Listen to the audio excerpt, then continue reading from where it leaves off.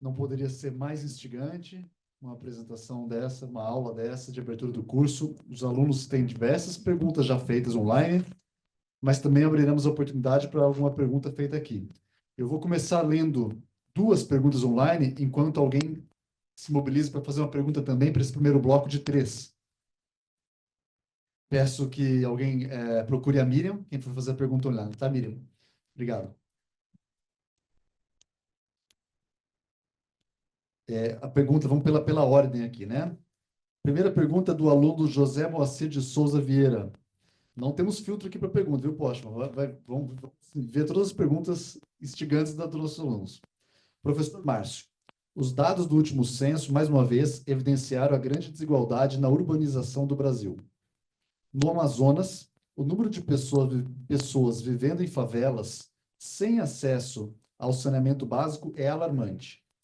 No entanto, alguns moradores de favelas de pequenas cidades do estado têm questionado esses números.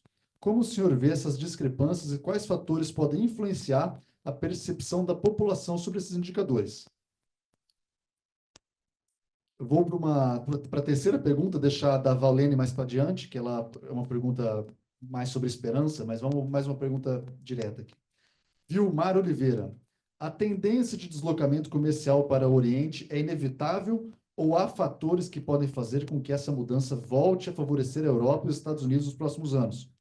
Nesse sentido, né, quais políticas ou ações concretas a extrema-direita europeia e o presidente Trump poderiam adotar para incentivar essa mudança de rota para a Europa, né? E se há a mesma pergunta, né, se há uma tendência real de substituição do dólar como moeda mundial com esse deslocamento para o comercial para o Oriente. Do público presencial, por favor, se apresente. Olá, boa noite, professor. Eu sou a Kalinda. Meu nome é Kalinda, eu sou jornalista também, sou de imprensa, sou conhecida mais como... meu nome é Kalinda, sou jornalista, né? E sou conhecida no mundo do jornalismo como Linda B. Então, há recentemente uma discussão sobre a questão do 6 por 1, né? Se realmente vão derrubar a questão de carga horária de 6 por 1, e como o senhor disse que deveríamos imaginar um futuro lá na frente. Eu me recordo na minha infância que 1h os comércios em São Paulo, até o Mapping fechava 1h.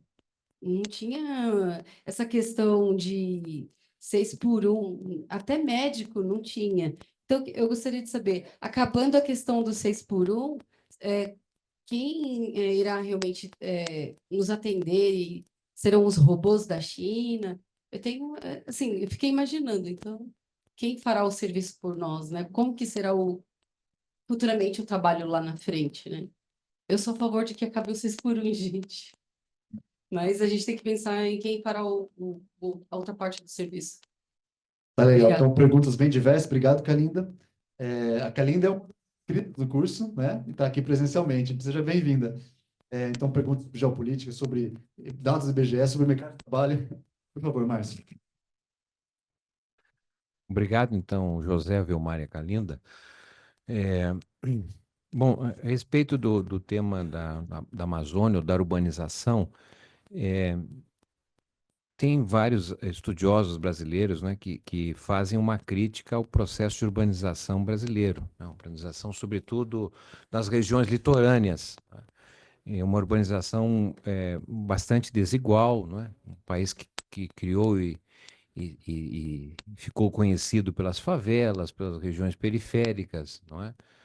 Nós copiamos, de certa maneira, um modelo urbano de um país rico, como é os Estados Unidos, não é? E não utilizamos um modelo, talvez seria mais apropriado, nesse caso, europeu, que são das cidades enxutas, não é? Ou seja, cidades altamente, com alta densidade, em que você tem os serviços tudo muito próximo, não é? Ou um sistema de transporte que permite essa conexão.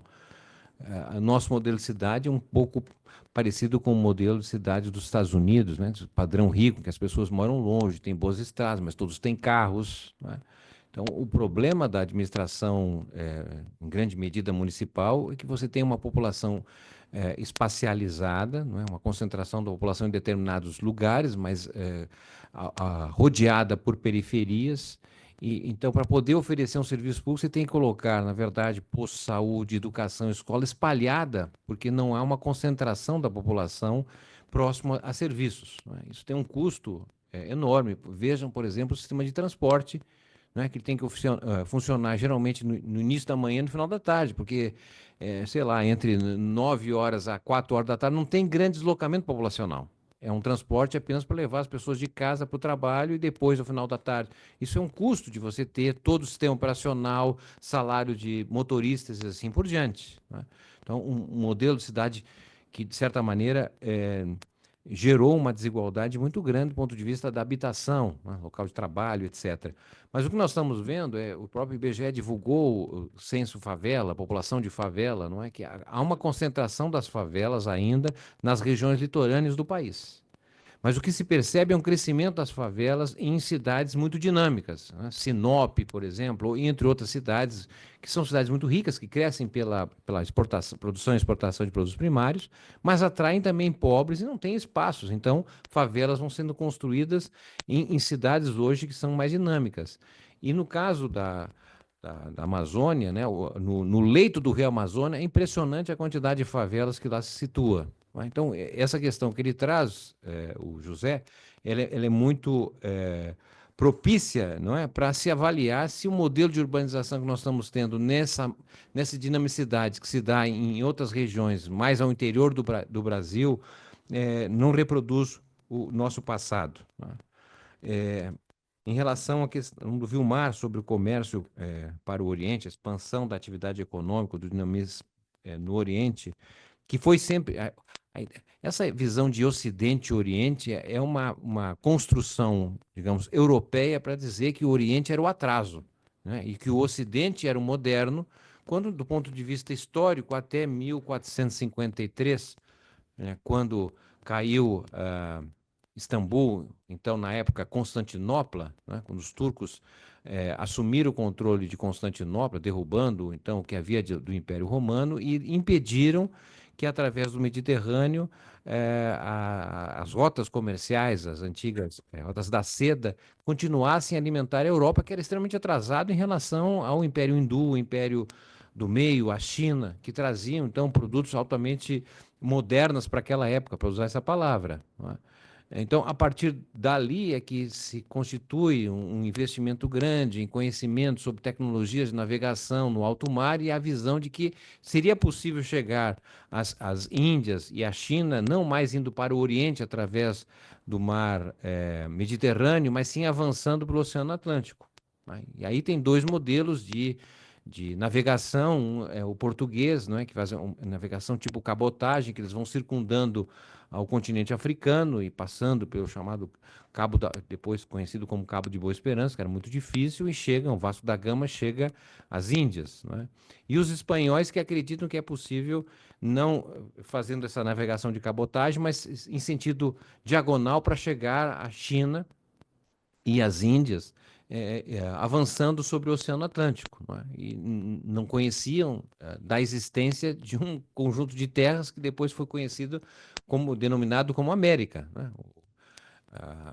Os portugueses fazem três missões, imaginando que haviam, na verdade, grandes ilhas, que seriam possível contornar as ilhas, mas, na verdade, depois se dão conta que é um continente, não é? Então, como sabemos, a América não foi construída por Colombo, né? Podia ser Colômbia, porque foi ele que chegou primeiro, pelo menos conta, embora hoje já tem interpretações que chineses já estiveram nas Américas, bom, enfim. Mas quem é que ganha? A América ganha, a visão da América vem porque a produção de um livro naquela época que explica o que era esse continente. Então, o primeiro geógrafo que faz o mapa mundi, lá em 1503, ao ler o livro, colocou como América, o continente que nós entendemos hoje. Bom, então o que eu quero chamar a atenção, assim, olhando essa perspectiva histórica, não é que hoje o que nós estamos vendo, na verdade, a modernidade cada vez mais está no que é reconhecido como Oriente, né? Obviamente que tem ainda o desafio para saber o que é modernidade que vem do Oriente, né? Mas a ideia de modernidade construída pelos iluministas na Europa hoje tem sérios problemas de continuar sendo o amálgama dos diferentes países, né? E no caso do Brasil, obviamente uma questão inédita pela qual nós temos dificuldade de responder, porque, de certa maneira, nesses últimos 500 anos, tá certo? A, a característica das instituições, né, o modo de pensar, de se alimentar nosso aqui, teve muita contaminação do que vem de fora. E o que vem de fora, basicamente, é identificado pelo principal parceiro comercial. Então, até 1808, não é, o principal comércio brasileiro, que era, não havia outra alternativa pelo exclusivismo metropolitano, era com Portugal. Então, não há dúvida que todas as características nossas têm a ver com Portugal por conta de ser o principal parceiro comercial. Mas de 1808 a 1920, o principal parceiro comercial do Brasil foi a Inglaterra. Não há dúvida que a Inglaterra tem repercussões muito grandes na moldagem de instituições aqui do país, não é? Toda a luta lá em 1850, por exemplo, pelo fim do tráfico negreiro, não é? Tem a ver com a importância que tinha a Inglaterra na regulação do comércio, da navegação e assim por diante. Agora, de 1920 a 2009, o principal parceiro comercial foram os Estados Unidos. E também não há como negar que a importância que tem os Estados Unidos na nossa visão de mundo, padrão de consumo e assim por diante. Como nós podemos imaginar, não é, o impacto de uma relação comercial crescente e cada vez mais com a China, sobre a qual nós conhecemos muito pouco, certo? Mas obviamente que terá repercussões aqui. Os nossos exportadores não querem falar em rota da seda, tá certo? Mas eles dependem cada vez mais da China. Então, essa é uma questão, eu acho que foi nos trazida aqui, quer dizer, a nossa perspectiva pela Europa e pelos Estados Unidos é uma perspectiva que não tem grande futuro, para dizer bem a verdade, né? Nós precisamos nos preparar e como vamos viver com essa nova relação que é cada vez mais dependente do Pacífico, menos dependente do Oceano Atlântico, né? Todo o nosso comércio feito pelo Oceano Atlântico, ele leva 3 semanas a mais do que se for feito pelo Pacífico. Isso são custos. Obviamente não tem nenhuma bola de cristal aqui, mas vejo com dificuldade a oportunidade da Europa voltar a ter o protagonismo que teve no passado, tá? Até se especula a respeito da ascensão do Trump e suas novas conexões com o Putin, por exemplo, não é? E até mesmo com a China, se não estaríamos diante da possibilidade de haver uma segunda Yalta. Yalta foi o acordo que se deu em 45, não é? Entre os 3 grandes vencedores, a União Soviética, a Inglaterra e os Estados Unidos. Há hoje a possibilidade de uma redivisão do mundo entre os chineses, os russos e os Estados Unidos. Porque os Estados Unidos não têm mais a capacidade que teve no passado de fazer o controle do mundo, não é? Obviamente que isso nos leva a pensar qual o impacto sobre os BRICS, por exemplo, se vai persistir a ideia dos BRICS, quando a China pode ter outro horizonte. Enfim, são questões sobre as quais a gente só especula aqui, mas teremos professores com muito mais qualidade para poder tratar desse tema na sequência. Bom, e a Galindo nos traz o tema da jornada de trabalho, não é? Essa ideia de trabalharmos 6 dias por semana, tá?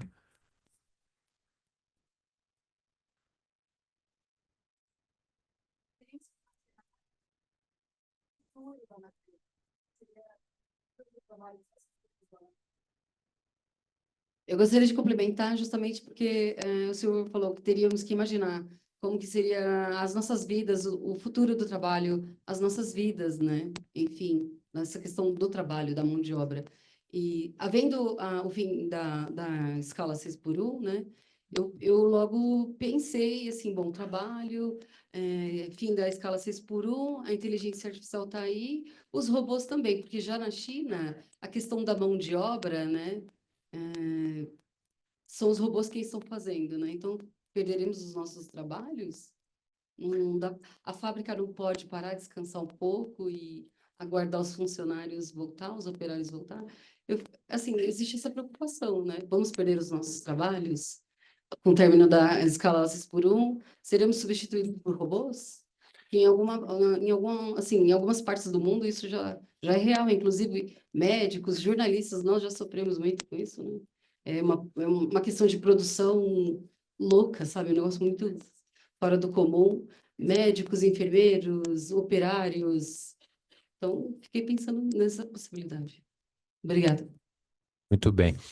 Então, esse tema da relação da tecnologia com o emprego, ela, de certa maneira, está contaminada por uma perspectiva muito negativa, pessimista. Se vocês procurarem a literatura especializada, tem mais de 40 anos de livros que são publicados dizendo que vão se destruir pós-trabalho, que não sei, uma parcela importante da população vai deixar de ter emprego. Estranhamente, quando se analisa os países mais avançados tecnologicamente, que mais utilizam robôs, inteligência artificial, são os países que não têm problema de desemprego estrutural, né? Você mesmo mencionou a China, né? Mas poderia mencionar os Estados Unidos, poderia mencionar a Coreia do Sul, Taiwan, agora a Alemanha que tem uma recessão, mas enfim, a Alemanha como país não tem problema de desemprego estrutural, como se dizia. Não significa que não pode vir a ter. E, obviamente que eles têm problema de mercado de trabalho, salário baixo, flexibilidade, etc. Mas a escassez de emprego, tá certo? O que tem são justamente os países que menos investem em tecnologia.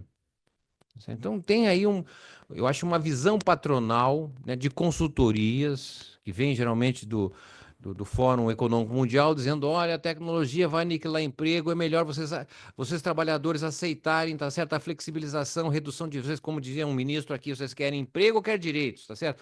Nos colocando, na verdade, em uma situação de aceitarmos, né? Quando, na verdade, me parece que não é bem isso, né? Segunda coisa, não é? É que também se fala muito, e vão ter professores aqui para poder explorar melhor, não é?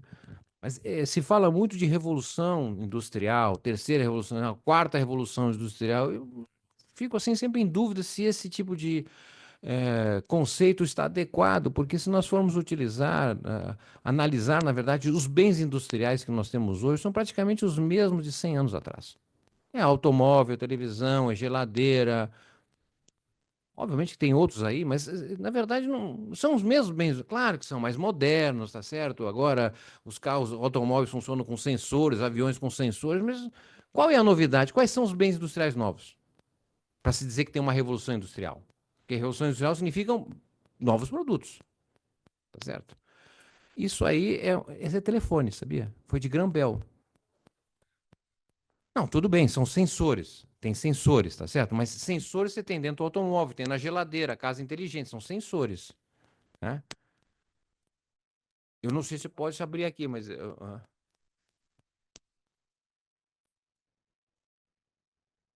não, mas eu queria falar, isso não quer dizer que nós temos uma revolução tecnológica, ela é informacional, tá certo? É informacional, é outra coisa.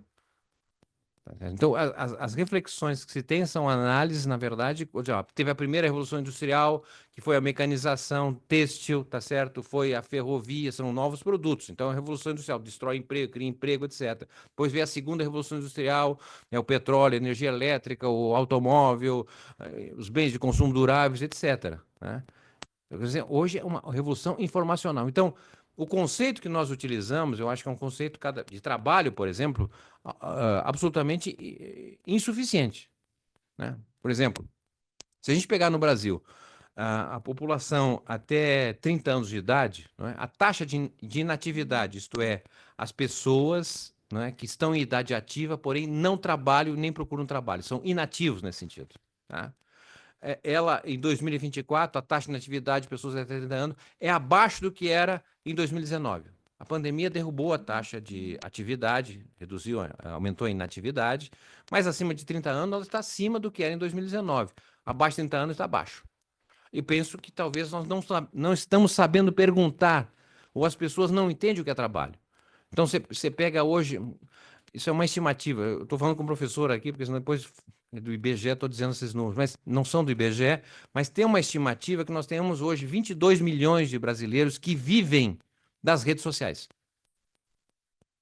Certo? São influencers, vende foto, bom, jogos, o mundo todo. As redes sociais são monetizadas, as pessoas podem viver um dinheiro capturado pelas redes sociais. Então, vai um pesquisador e pergunta assim, um jovem, você trabalha? Porque grande parte das pessoas não entendem a atividade nas redes sociais como trabalho. É um entretenimento, tá certo? Você trabalha? Não, não trabalha. Você procura trabalho? Não procura. Então, você é inativo. Os chineses mudaram as formas de pergunta. Você leva na atividade que você faz algum dinheiro para casa? Se você tira dinheiro, então esse dinheiro vem de algum trabalho. Não sei se é legal ou ilegal, mas tem trabalho aí. Porque a forma de perguntar o que nós temos hoje é muito vinculada a essa ideia, tá certo? De você ter um emprego. E mudou isso. Então, isso, se isso é verdade, obviamente a ideia do que a gente tem do que conceito de classe trabalhadora também está muito defasado, porque tem a ver com uma sociedade que não existe mais, tá certo? Bom, aí entra no regime de trabalho, né? Essa coisa de regime de trabalho, que nós continuamos pensando como se estivéssemos na sociedade de 40 anos atrás. Regime de trabalho de 6 horas e tal. Isso é para quem trabalha fora, mas e os que estão trabalhando dentro de casa? Tem uma agenda nova pela qual nós não falamos nada sobre isso. O que é trabalhar em casa? Quantas pessoas hoje trabalham em casa ou qualquer lugar, porque a internet possibilita trabalhar em qualquer lugar. Não precisa mais de um local determinado. Quais são as regras para isso? Como regular? Como representar? Certo? Porque as instituições que nós temos, sindicato, partido político, associação de bairro, associação estudantil, etc., são muito próprias de uma sociedade que não existe mais. É outra sociedade.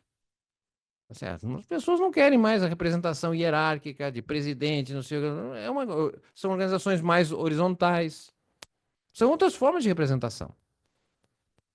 Nós estamos aqui na casa, não é, da fundação de um partido político. E eu pergunto, não está na hora de nós pensarmos a forma de representação através dos parlamentares, que se a gente vota de 4 em 4 anos, depois eles vêm de 4 em 4 anos? Nós não temos hoje formas de decidir leis de forma coletiva através da internet? Não podemos ter processos novos de decisão? Se nós não pensar nesse campo, alguém vai pensar, gente. Certo? Quais são as formas novas de participação das pessoas? Vai ter um projeto de lei a ser votado, as pessoas têm que ser preparadas, qualificadas. Quem quer participar desse processo, que vai levar não sei quanto tempo. Nós estamos reproduzindo, tá certo? Continuamos defendendo e reproduzindo um modelo de representação de uma sociedade que ficou para trás. Certo? Então, esse é o nosso desafio, tá certo? O desafio de entender que mudou a realidade, é outra sociedade. Tá certo? E nós nos tornamos muito conservadores porque queremos fazer com que os mecanismos do passado continuem presentes numa coisa que não se sustenta.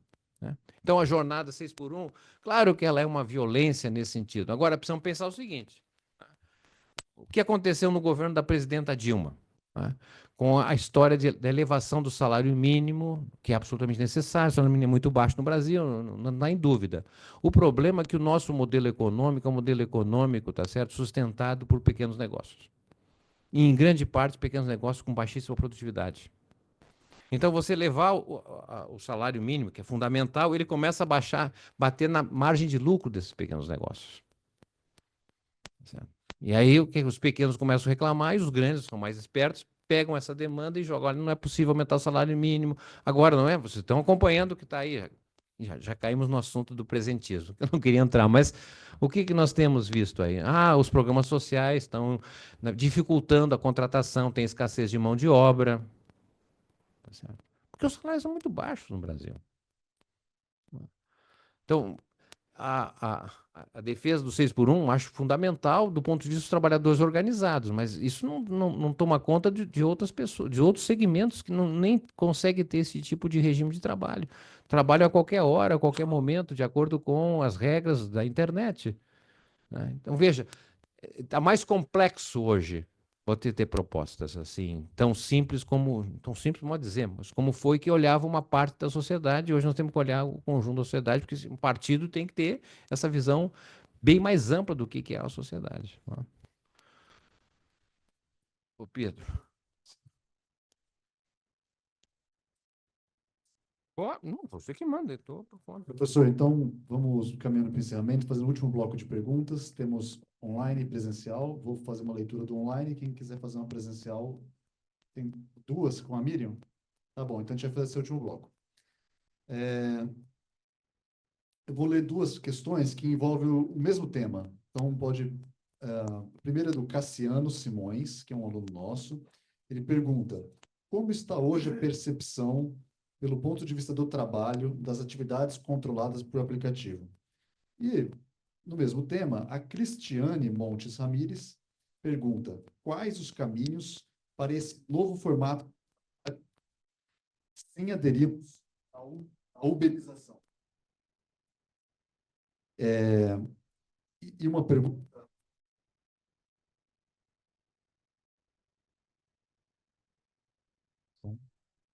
Fora essas duas perguntas do mundo do trabalho, uma pergunta que pode talvez ser a de encerramento, professor, que é de Walene. Walene pergunta: Postman, a tríade desenvolvimento, trabalho e políticas públicas nos aponta desafios quase insuperáveis. Como manter a chama da esperança acesa no atual cenário internacional? As perguntas presenciais agora. Olá, pessoal, boa noite. Espero que estejam todos bem. Primeiro, parabenizar a Fundação Pessoal Abrão por disponibilizar esse espaço de debate, acho que é muito importante. Eu me chamo Luna Formage, sou do interior, tenho 28 anos, e eu acho que as falas do professor hoje me afetam muito. Da forma que você falou que 20 milhões estão na internet trabalhando, né, eu me enquadro como uma pessoa desse tipo, né, não tenho horário para trabalhar, inclusive até trabalhei enquanto você estava falando no meu telefone, sem nenhum direito, sem nenhuma previdência, sem nenhuma contribuição, de forma 100% informal, igual quase metade da população brasileira. Eu fico pensando o que vai ser em 2050 mesmo. Porque até lá, a minha geração não vai estar aderindo a sindicatos, vai estar 100% refém de uma uberização social, e acima disso, vem essa disponibilidade voluntária de dar os seus dados, de vender sua íris no shopping, diariamente a gente deixa nossos dados nas redes sociais, e a minha pergunta vai muito no sentido como que eu posso dizer, da independência tecnológica que o Brasil ele pode ter para se livrar disso, né? Esse eixo da gente se aproximar da China, por exemplo, a China, menos de um mês atrás, lançou uma inteligência artificial com investimento de 1% do que os Estados Unidos estavam investindo e gerou um preço gigantesco para o capitalismo estadunidense, que é o DeepSeek, né? E a gente tem várias outras plataformas que mostram formas coletivas de a gente se apropriar da tecnologia, né? E eu me pergunto muito, quão distante o Brasil está de ter suas próprias plataformas, né, como de motoristas, de alimentos, de inteligências artificiais, para que a gente não fique refém desse colonialismo de dados que a gente sofre. Né? O quão distante será que o Brasil está disso? Será que em 2050 a gente vai continuar sendo refém ou não?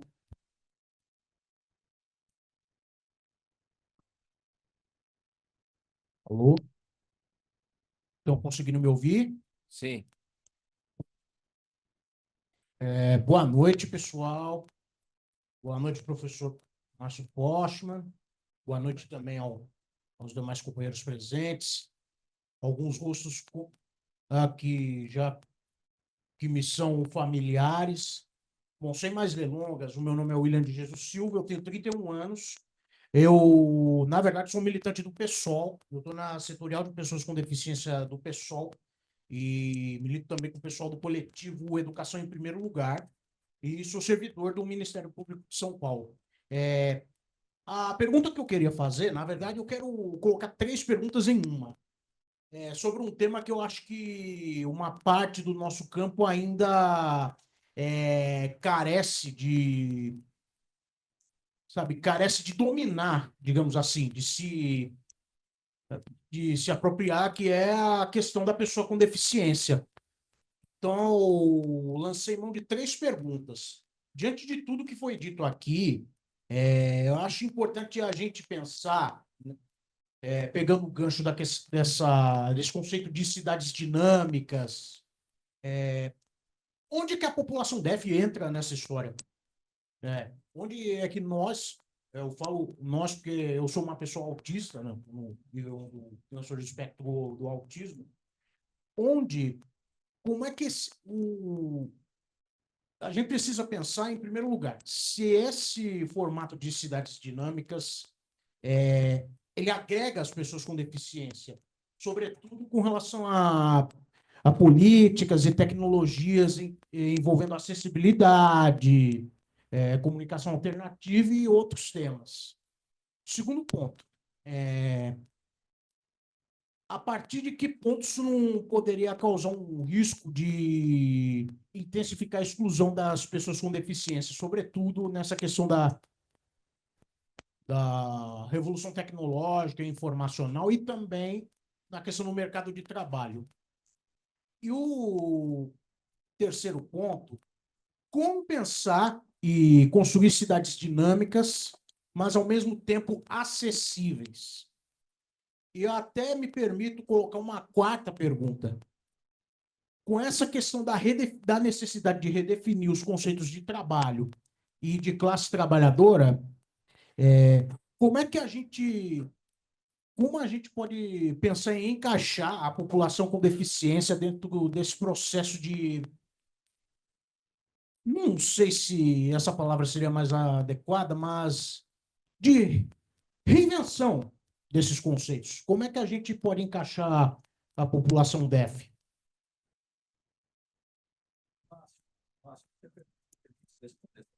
Até porque eu tenho um certo lugar de fala nisso. Por favor. Por favor. Bom, deixa eu falar em pé um pouquinho.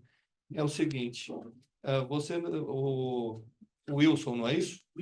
William, né? Então, eu sou militante pelos direitos da pessoa com deficiência, pelo menos 19 anos antes de você nascer, que faz 50 anos que eu faço isso. E eu vou dizer uma coisa, eu diria para você que hoje existe um alento muito grande nesse aspecto. A tecnologia nos ajudou demais.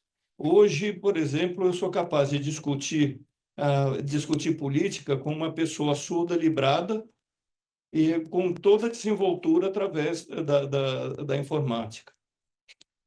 Por outro lado, eu diria para você que, em termos de acesso ao emprego, naquilo que a gente depende de uma pessoa, de uma seleção, isso não mudou e não vai mudar, certo? E não vai mudar por um motivo muito simples. O que acontece é o seguinte, o empregador, e eu vou dizer isso por experiência própria, quando eu voltei dos Estados Unidos com um doutorado no bolso, um EDD, na verdade, certo? Não melhorou em nada a minha empregabilidade. Por quê? Porque a pessoa que trabalha num departamento de pessoal, a pessoa que trabalha num RH, ele não está muito preocupado em empregar a melhor pessoa. Ele está mais preocupado em empregar a pessoa que não vai trazer problema para ele. Entende? Porque se o camarada me emprega e, em seguida, eu não tenho a produtividade esperada, quem vai perder o emprego é o camarada do RH, compreende? Então, eu só passei a ter um sucesso profissional relevante a partir do momento em que eu abri a minha empresa, porque aí eu já não lidava mais com o intermediário, passava a lidar com o contratante, que é completamente diferente, certo? Então, eu diria para você o seguinte, para não tomar mais o tempo aqui, entendeu? Você pode ter certeza de que o mercado de trabalho melhorou muito, mas brutalmente com a tecnologia, brutalmente. Eu, por exemplo, como professor, eu lia 300 trabalhos de TCC por semestre, coisa que em Braille eu jamais conseguiria, certo? E, ao mesmo tempo, você vai continuar tendo o problema de empregabilidade por conta dos interesses, porque se você parar para pensar, o que nós chamamos de stakeholder, né? A pessoa que está trabalhando numa empresa, ela não visa o interesse da empresa, ela visa o seu próprio interesse. Então, na medida em que a gente põe esse interesse em risco, automaticamente a gente é excluído, certo? Respondi a sua pergunta? Vou responder. Agora, Não pretendia respondê-la toda, né? agora, eu quero, na verdade, não... Eu quero deixar uma reflexão. Sempre tentar isso, o companheiro falou agora há pouco. Então, como é que a gente explica o fato de 85% das pessoas com transtorno do espectro do autismo estarem fora do mercado de trabalho? Isso aplica exatamente pelo mesmo motivo que eu acabei de explicar. Companheiros, eu ia sugerir a gente passar a palavra para o professor Bosch, a gente continua na sequência desse debate, pode ser? Desculpa a interrupção, porque a gente está nos minutos finais, e a gente pode continuar na sequência do encerramento. Professor, são muitas questões, por favor, faça da forma que achar mais conveniente, tá bom? Muito obrigado. Não, mas gostei aqui do diálogo, porque não estamos numa relação aqui professor-aluno, tá certo? Estamos aqui entre iguais, as pessoas têm visões e isso é muito positivo na perspectiva de um diálogo coletivo, né? Começando de trás para frente, eu adicionaria, por exemplo, com a crítica ao Uber, etc., esse modelo de... Eu sei que as pessoas falam que a uberização não é basicamente apenas forma de deslocamento, não é? Mas ele abriu oportunidades, por exemplo, não é? Aqui em São Paulo, de 2019 até agora, 50 mil pessoas com deficiência auditiva, por exemplo, tiraram a carta de motorista e passaram a trabalhar em algo que antes eles não tinham oportunidades, não é? Acho que nós temos que trabalhar com a diversidade hoje que as situações se apresentam, mas, inegavelmente, a forma de olhar o ser humano entre eficientes e deficientes está completamente comprometida, tá certo? O que era eficiente para uma sociedade industrial, não é?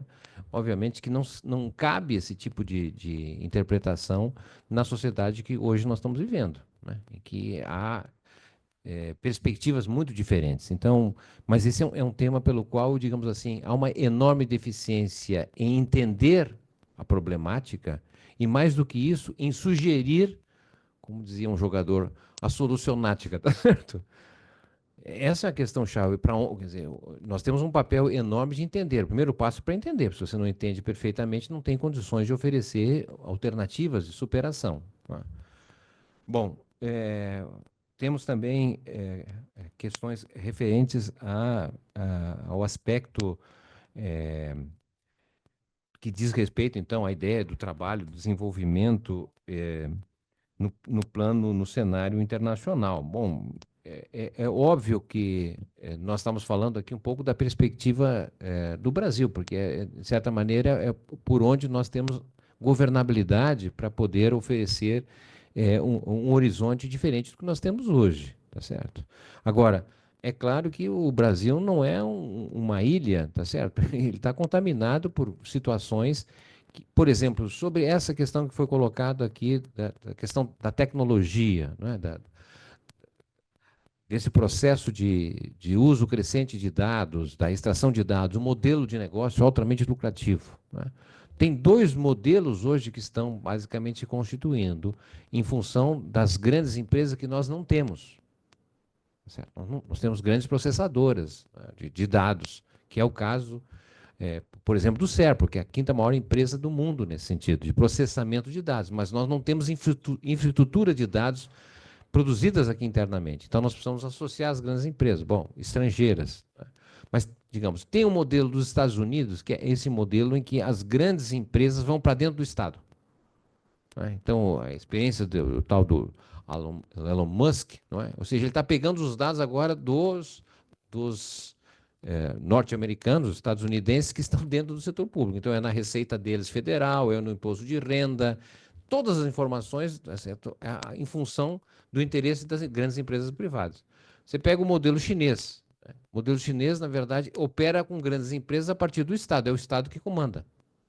Então, são situações muito diferentes. O que nós podemos fazer? Nós não temos grande empresa, mas, na verdade, nós temos a capacidade de um Estado que poderia coordenar isso melhor. Há um esforço, inclusive, do governo do presidente Lula em torno do investimento em inteligência artificial, né, de integração do banco de dados. Nós mesmos, lá no IBGE, temos uma proposta do SINGED, Sistema Nacional de Geociência, Estatísticas e Dados, né, de integração dessa massa de informação. Né, porque hoje, quem tem as informações sobre educação? Né, é o INEP, que está vinculado ao Ministério da Educação. Quem tem as informações referentes ao INPE, o espacial, é próprio INPE, é claro, mas está vinculado ao Ministério de Ciência e Tecnologia. Ou seja, cada ministério tem o seu conjunto de informações que não são integradas, né? O presidente Lula, quando recebe o ministro da Educação, ele vai dizer, olha, nós temos aqui, de acordo com o exame nacional, sabemos aqui quais são os estados, as cidades com melhor educação, ou os com pior educação. O presidente fica sabendo, então, essa distribuição da qualidade da educação e da quantidade no Brasil. Mas ele não sabe associar se esses dados de educação, bons ou ruins, se vinculam ao mercado de trabalho. Será que nas cidades ou nos estados que têm melhor educação é onde tem mais emprego? Ou não? Será que nesses lugares que têm pior educação, a taxa de homicídio juvenil é mais alta ou menor? Certo? Ou seja, nós estamos num grau de política pública fragmentado. E tem um custo enorme de rodar esses bancos de dados e tal. Nós temos condições de fazer uma coisa mais integrada, articulada, tá certo? Que dê a quem vai tomar decisão melhores informações. Não é? Então, os partidos políticos têm lá os seus filiados. Não é? Eles juntam essas informações, quem são os filiados, por gênero, como é que utiliza o Facebook, o TikTok, tudo isso é possível fazer tecnicamente. Né? Mas é um outro investimento do ponto de vista da capacidade, tá certo, de organizar esse conjunto grande de informações. O Brasil pode avançar nesse sentido, tá certo? Obviamente que isso pressupõe, na verdade, um horizonte de onde você quer chegar. Né? Do contrário, nós entramos na divisão internacional do trabalho com um país cada vez mais dependente de produtos primários, porque é essencial para ter receita para poder comprar os produtos que nós aqui não produzimos. Né? Uma vergonha para o Brasil ter um sistema como o SUS, não é? Que é algo singular, praticamente no mundo todo, e 90% dos insumos vem do exterior. Ou seja, é uma vergonha, tá certo? O Brasil ter uma parte importante da sua produção nacional dolarizada. Tá certo? O Brasil produz 64 milhões de saca de toneladas de café, consome 14 e exporta 50 milhões. O que regula o preço do café interno é a exportação, é o preço em dólar.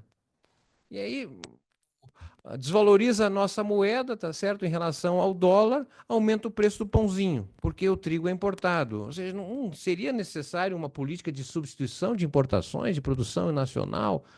Até 60 anos atrás, o consumo nosso não era de pão de trigo, era pão de milho, pão de aipim. Né? Precisamos, na verdade, ter um planejamento melhor de onde a gente quer chegar, porque senão nós estamos condenados ao destino, do jeito que vai nos impondo situações como nós estamos conhecendo hoje. Eu penso que, por último, assim, a questão do trabalho está relacionado à quantidade crescente de trabalho gratuito que está se expandindo no Brasil. Né? Porque todo esse trabalho que a gente tem de utilizar... Como é que é o seu nome que eu não gravei mesmo? Fromage? Hã? Luna, você estava aqui assistindo e trabalhando, não é? Uma parte desse trabalho é um trabalho gratuito, que você não ganha nada. Operar as redes sociais são informações que estão sendo capturadas, extraídas por empresas que oferecem um modelo de negócio absolutamente fantástico do ponto de vista do retorno. Então, por incrível que pareça, há uma quantidade enorme de trabalho gratuito. Né? O grau de exploração é violento nesse sentido, porque não tem regulação. Como regular esse trabalho? Certo? Um desafio enorme, evidentemente, tá certo? Mas é uma pauta da agenda, uma agenda de interesse que nós não estamos sabendo, através dos sindicatos, associações, das organizações tradicionais, trabalhar com essa agenda. Tá? Uma agenda que você está aqui sozinho, tentando se virar, não é isso? Mas você sabe que tem um montão de outras pessoas que estão na mesma realidade, situação, mas não tem conexão, não formam uma base que permita uma correlação de forças que pudesse expressar esse problema que é individual, mas no fundo ele é coletivo também. Né? Então, essa situação da transformação da sociedade digital, de serviços superconectada, gera uma massa de trabalho gratuita que está sendo apropriada por grandes empresas, cujos retornos são inquestionáveis do ponto de vista de lucratividade. Se você pegar 40 anos atrás, as maiores empresas dos Estados Unidos eram empresas petroleiras, né? Empresas químicas, só tinha a IBM. Hoje, de cada 10 empresas, 7 são empresas vinculadas às chamadas Big Techs, né? Gente, não vamos responder a todas as questões, não é nem nesse meu papel, não sou dono da verdade, talvez aqui tenha estimulado a vocês a continuar o curso, vamos estudar, preparar melhor, porque os desafios do Brasil são grandes, mas, diferentemente de outros momentos da história do país, não é, nós temos um futuro a construir através de um planejamento. Obrigado. Bom, com certeza instigou muito a gente. Queria agradecer especialmente a sua aula, professor. Agradecer a todos e todas que estiveram presentes até agora, até as 9h30 da noite, uma segunda-feira. Isso diz muito sobre uma força coletiva de pensar um novo futuro. E agradecer também todos os estudantes que estiveram acompanhando até agora, online. Todo mundo está agradecendo e saudando a aula. Nos vemos quarta-feira, nos comunicaremos por e-mail. E na quarta-feira, digo vocês que estão no Zoom, conseguiremos conversar com um pouco mais de calma a respeito das instruções para o curso, tá? Então, uma boa noite a todos e todas.